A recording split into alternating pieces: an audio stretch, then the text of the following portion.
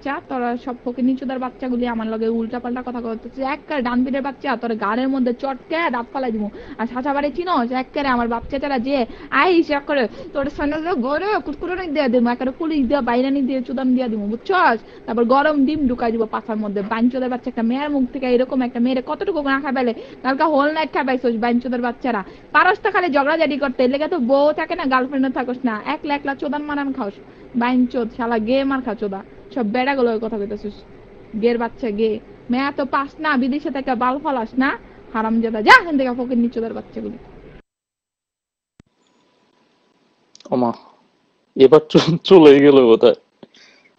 আর কি আসবে না? কে কে অ্যাড করছেন? অমি ভাই আপনি তো অ্যাড করছেন, দেখেন তো ইয়ে আছে কিনা, অনলাইনে আছে কিনা। ভাই অমি ভাইয়ের যে কি হয় আমি বুঝি না। একটা ভদ্রমহিলা গালি দিতেছে, ঠিক আছে দিতে দেন, আচ্ছা ভদ্র না হোক অভদ্র হোক, বিনোদন নিতে আপনারও কি মাঝখানে আজে বাজে কথা বলতে হবে?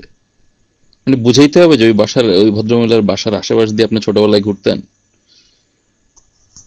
নো ওয়ান্ডার অমি ভাই আপনি বাংলা আড্ডায় ছিলেন। Sorry to say.